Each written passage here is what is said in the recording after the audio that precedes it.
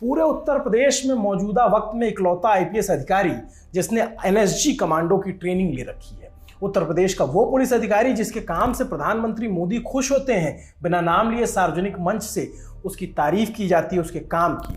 उसी अधिकारी के काम से एक वक्त पीएमओ के नाराजगी की भी सोबुगाहट होती है। ईमानदार और दमदार अधिकारी की छवि है, सीएम योगी के गुड बुक्स में बताए जाते हैं, मगर अब जो ट्रांसफर हुआ उसकी टाइमिंग ने कई सवाल खड़े कर दिए हैं। हम बात कर रहे हैं बरेली के एसएसपी रहे प्रभाकर चौधरी की। सोशल मीडिया पर उनके नाम की चर्चा है और कहा जा रहा है कि उन्होंने कांवड़ियों पर कार्रवाई की, उनकी अभद्रता पर कार्रवाई की, इस वजह से उनका ट्रांसफर कर दिया गया। तो कौन है प्रभाकर चौधरी और कैसा रहा उनका पुलिसिंग करियर, पब्लिक में कितने विख्यात है और अपराधियों में कितने कुख्यात, चलिए सब जान लेते हैं और ट्रांसफर की वजह भी टटोल लेते हैं। उत्तर प्रदेश के बरेली जिले में 30 जुलाई को कांवड़ियों पर लाठीचार्ज हुआ। इसके कुछ घंटे बाद खबर आई कि बरेली के वरिष्ठ पुलिस अधीक्षक एसएसपी प्रभाकर चौधरी का ट्रांसफर हो गया है। हालांकि उत्तर प्रदेश सरकार ने ट्रांसफर को लेकर जो आदेश जारी किया उसमें कई और नाम है, लेकिन प्रभाकर चौधरी के नाम की चर्चा सबसे ज्यादा है। वजह है प्रभाकर काफी ईमानदार और चर्चित अधिकारी बताए जाते हैं। 30 जुलाई को ही जिस दिन ट्रांसफर की लिस्ट आई उसी दिन बरेली के नवादा इलाके में कांवड़िए कथित रूप से मुस्लिम बाहुल्य इलाके में से यात्रा निकालना चाहते थे। कांवड़ियों की इस मांग का स्थानीय लोगों ने विरोध किया। पुलिस ने भी उन्हें समझाने की कोशिश की, लेकिन वो नहीं माने। कांवड़िए उसी इलाके में शाही नूरी मस्जिद के सामने धरने पर बैठ गए, डीजे पर तेज गाने बजाने लगे, भीड़ बेकाबू होने के हालात बने। पुलिस ने उन पर लाठी चला दी। एसएसपी प्रभाकर चौधरी के आदेश पर बल प्रयोग किया गया और उन्हें वहां से हटाया गया। खुद एसएसपी प्रभाकर चौधरी ने लाठीचार्ज के बाद मीडिया के सामने आए और उन्होंने बताया कि सुबह से लोगों को समझाया जा रहा था कि ये जुलूस गैर परंपरागत इलाकों से न निकाला जाए, क्योंकि आगे दूसरे वर्ग की आबादी पड़ती है। लोगों ने ईगो का माहौल बना लिया, फिर भी हमने समझाते रहे। इनके कहने पर हमने दूसरे पक्ष से सहमति भी बना ली। जब दोबारा बात करने आए तो कुछ खुराफाती लोग उसमें आ गए। ऐसी आशंका है कि कुछ लोग शराब भी पिए हुए थे, ये ज़बरदस्ती जुलूस निकालने की कोशिश करने लगे। करीब 4 घंटे समझाया गया। जब ये लोग डीजे बजाकर अभद्रता करने लगे, ये भी पता चला कि कुछ लोगों के पास अवैध हथियार भी थे। जब ये लोग नहीं माने तो हल्का बल प्रयोग करने का फैसला लिया गया। इसी बयान के कुछ देर बाद प्रभाकर चौधरी का ट्रांसफर ऑर्डर आ गया। इसके बाद लोग योगी सरकार पर सवाल उठाने लगे। लोग लिखने लगे कि ईमानदारी की वजह से 13 साल की सर्विस में उनके 21 तबादले हो चुके हैं। प्रभाकर 2010 बैच के आईपीएस हैं, मूलतः यूपी के अंबेडकर नगर जिले के रहने वाले हैं। फटाफट उनकी पोस्टिंग और ट्रांसफर लिस्ट पर भी नजर डाल लीजिए। बेसिक ट्रेनिंग खत्म करने के बाद प्रभाकर चौधरी बतौर under training ASP Noida join किया उन्होंने। उसके बाद एएसपी के पद पर ही प्रभाकर चौधरी आगरा, जौनपुर और वाराणसी में उन्हें भेजा गया। वो कानपुर नगर में एसपी सिटी भी रहे। जिले की कमान संभालने की बारी आई तो प्रभाकर को पहली पोस्टिंग के तौर पे यूपी का आखिरी जिला ललितपुर मिला। जनवरी 2015 में प्रभाकर चौधरी ललितपुर के एसपी बने और 11 महीने बाद ही दिसंबर में उनका तबादला हो गया। ये जिले में कप्तान के तौर पर पहला तबादला था। ललितपुर से हटाए जाने के बाद प्रभाकर चौधरी इंटेलिजेंस मुख्यालय में पोस्टेड रहे। जनवरी 2016 में प्रभाकर चौधरी को देवरिया का कप्तान बनाया गया। 7 महीने बाद अगस्त में फिर ट्रांसफर हो गया। अब तक यूपी में अखिलेश यादव की सरकार थी। अगली पोस्टिंग आई बलिया में। 2 महीने तक कप्तान रहने के बाद अक्टूबर में फिर तबादला हुआ और फिर कानपुर देहात में कप्तान के पद पर तैनात हुए। 5 महीने बाद 2017 में फिर तबादला हो गया, अप्रैल 2017 में। इस बार प्रभाकर चौधरी को एटीएस लखनऊ भेजा गया। 5 महीने यानी दिसंबर 2017 तक वो यूपी एटीएस में तैनात रहे। अब यूपी में योगी सरकार आ चुकी थी। इसके बाद उन्हें बिजनौर जिले का कप्तान बनाया गया। बड़ा जिला माना जाता है। यहाँ भी 6 महीने पूरे ना कर सके। मार्च 2018 में बिजनौर से भी ट्रांसफर हो गया। फिर प्रभाकर चौधरी को कप्तान के तौर पर मथुरा जिला मिला। उस दौरान वहां कई पुरानी लूट की घटनाओं का खुलासा किया। बड़े चांदी व्यापारियों के अवैध धंधों पर नकेल कसी, अपराधियों के लिए जीरो टॉलरेंस नीति लागू की। प्रभाकर चौधरी की मथुरा के स्थानीय नेताओं से नहीं बनी। महज 3 महीने में उनका फिर से तबादला हो गया। मथुरा से प्रभाकर सीतापुर भेजे गए। जून 2018 प्रभाकर चौधरी सीतापुर के एसपी बने, लेकिन यहाँ भी 6 महीना पूरे करने के बाद दिसंबर 2018 में फिर ट्रांसफर हो गया। सीतापुर के बाद फिर उन्हें बुलंदशहर भेजा गया। उस दौरान भेजा गया जब इंस्पेक्टर सुबोध की हत्या हो गई थी। वहां नए सिरे से प्रभाकर के मौजूदगी में एफआईआर लिखी गई। बजरंग दल से जुड़े आरोपियों को सलाखों के पीछे पहुंचाया गया। महज 42 दिन तक प्रभाकर बुलंदशहर रह पाए, फिर ट्रांसफर हुआ, फिर उन्हें झांसी भेजा गया।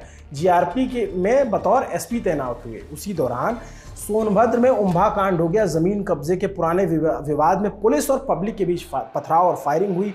आपको याद हो 11 आदिवासियों की हत्या हुई थी। कानून व्यवस्था बिगड़ने लगी तो सरकार ने आनन फानन में संकट मोचक के तौर पर प्रभाकर चौधरी को सोनभद्र की कमान दी। अगस्त 2019 को उन सोनभद्र का कप्तान बनाया गया। 2 महीने वहां भी टिके और ट्रांसफर ऑर्डर आ गया, लेकिन इस बार उन्हें बड़े जिले की जिम्मेदारी मिली। अक्टूबर 2019 को उन्हें वाराणसी का एसएसपी बनाया गया। 7 जुलाई 2020 तक वाराणसी के कप्तान रहे, यानी कुल जमा 9 महीने बनारस टिक पाए। सूत्र बताते हैं कि बीजेपी के जिला अध्यक्ष पर मुकदमा लिखे जाने से दिल्ली में नाराजगी हो गई थी। तबादला हुआ मगर कप्तान फिर भी बने रहे, साइडलाइन नहीं किया गया। योगी सरकार में इस बार उन्हें मुरादाबाद जिला मिला, 9 महीने ही रह पाए। ट्रांसफर हुआ, ट्रांसफर के बाद मेरठ का एसएसपी बनाया गया। यहाँ उनकी पोस्टिंग काफ़ी यादगार रही। यहाँ उन्होंने 1 साल तक काम किया और काम कमाल का रहा। मेरठ के माफिया हाजी गल्ला के गोरख धंधों पर ऐसी नकेल कसी की सुर्खियां बनी। मेरठ के सोतीगंज में एक इलाका पड़ता है जहां पर चोरी की गई हुई गाड़ियां, देश भर में चोरी की गई गाड़ियों को वहां ले जाया जाता है, उनको काट करके उनके पुर्जे पुर्जे बेचे जाते हैं। जानकार बताते हैं कि सोतीगंज की दुकानों में कभी शटर नहीं गिरता था। पुलिस भी उस इलाके में जाने से कतराती थी। एसएसपी रहते हुए प्रभाकर चौधरी ने वहां तहलका मचा दिया। ना सिर्फ हाजी गल्ला जैसे माफियाओं पर तगड़ी कार्रवाई की, बल्कि ऐसी दुकानों के शटर हमेशा के लिए बंद करा दिए गए। इसी काम की तारीफ प्रधानमंत्री ने की थी। फिर प्रभाकर चौधरी को आगरा जैसे बड़े शहर की कमान दी गई। 5 महीने तक 2022 तक रहे वो। नवंबर 2022 तक फिर ट्रांसफर ऑर्डर आ गया। आगरा से हटे तो सीतापुर पीएसी गए, वहां कुछ दिन जिम्मेदारी संभाली, फिर ट्रांसफर हुआ। मार्च 2023 में प्रभाकर चौधरी को बरेली का एसएसपी बनाया गया, लेकिन बरेली में प्रभाकर चौधरी 4 महीने तक ही रह पाए। अब सेना नायक 32वीं वाहिनी पीएसी लखनऊ जा रहे हैं और इसी ट्रांसफर के बाद विवाद हो गया। तो यहां से एक बात साफ है कि आईपीएस प्रभाकर चौधरी की ट्रांसफर पोस्टिंग की लिस्ट काफी लंबी है। वो अखिलेश सरकार में भी कप्तान रहे जिले के और योगी सरकार में भी। उन्हें योगी सरकार में हमेशा अच्छी पोस्टिंग मिलती रही है, ये करियर ग्राफ देखकर पता चलता है। कभी शंट या साइडलाइन जैसा आईपीएस और आईएएस में कहा जाता है, वैसा नहीं किया गया। कई जिलों में कप्तान रहे और संकट के समय विश्वस्त के तौर पर क्राइसिस मैनेजर की भूमिका भी निभाई। तो अब ऐसा क्या हो गया कि छोटे से मामले, वो भी अभद्रता के मामले में उनका ट्रांसफर हो गया और उस ट्रांसफर को कांवड़ियों पर हुई कार्रवाई से जोड़कर देखा जा रहा है। तो फिर हमने सोचा कि आखिर वजह क्या है। वजह पूछने पे पता चला, लखनऊ के सूत्रों ने बताया कि प्रभाकर चौधरी ने खुद ही स्वास्थ्य कारणों का हवाला देते हुए पीएसी में ट्रांसफर की मांग की थी। इत्तेफाकन जिस दिन उन्होंने उपद्रव करने वाले कांवड़ियों पर कार्रवाई की, ठीक उसी दिन 13 आईपीएस अधिकारियों की ट्रांसफर लिस्ट आ गई और सीनियरिटी के हिसाब से प्रभाकर का लिस्ट में नाम पहले नंबर पर था। ट्रांसफर लिस्ट की टाइमिंग से सारा विवाद खड़ा हो गया। सूत्र बताते हैं कि प्रभाकर खुद भी पीएसी में जाना चाहते थे। अब उनके करियर का ग्राफ उस जगह पर पहुंच चुका है जहां पर अब आगे उन्हें जल्द ही प्रमोशन मिलने वाला होगा। 2010 बैच के आईपीएस ऑफिसर हैं, तो अब जिले जो मिलते हैं, जैसे एसएसपी बनते हैं, एसपी बनते हैं, अब वो क्रम खत्म होने वाला है, क्योंकि प्रभाकर या 2010 बैच के जो भी ऑफिसर होंगे वो प्रमोट होने वाले होंगे और जल्द ही डीआईजी बन जाएंगे। हो सकता है संभवतः जनवरी में उनका प्रमोशन हो जाए। लेकिन बरेली के साथ बड़ा अजीब इत्तेफाक है। इससे पहले सत्यार्थ अनिरुद्ध पंकज रहे वहाँ पर, उनकी भी छवि ईमानदार अफसर की बताई जाती है और अब प्रभाकर चौधरी जो भी ईमानदार अफसर बताए जाते हैं, दोनों ही बहुत कम समय तक वहाँ पर टिक पाए। और कहा जाता है कि जिन अधिकारियों की स्थानीय नेताओं से नहीं बनती है, उनके लिए काम करना थोड़ा मुश्किल होता है। आपके लिए ये खबर लिखी थी साकेत ने। मेरा नाम है अभिनव पांडे। देखते रहिए दी लल्लन टॉप। पीले चावल भिजवा रहा हूं आपको। हमारे बुंदेलखंड में न्योता ऐसे ही दिया जाता है। आपका और हमारा एक वीकली पॉलिटिकल रिश्ता है। ये रिश्ता नेता नगरी का नाम लेकर आता है।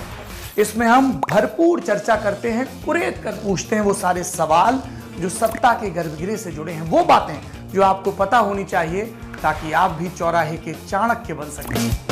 आपका नेता नगरी अपने 200 एपिसोड पूरा कर रहा है। अगर आप इस दफा लाइव ऑडियंस में आना चाहते हैं, सवाल पूछना चाहते हैं हमसे, राहुल श्रीवास्तव से या फिर राजदीप सरदेसाई से, तो आपका स्वागत है। करना कुछ नहीं है, रिश्ता पहले से बना हुआ है। सिर्फ डिस्क्रिप्शन में दिए लिंक पर क्लिक करना है और अपने डिटेल्स शेयर करने हैं। तो 2 अगस्त को दिल्ली में होगी मुलाकात। नेता नगरी के 200वें एपिसोड में हम और आप आएंगे, परिवार जुड़ेगा, तो ये अपने आप बन जाएगा नेता नगरी महोत्सव। तो आइए शुरू करते हैं इस हफ्ते की राजनीतिक चर्चा।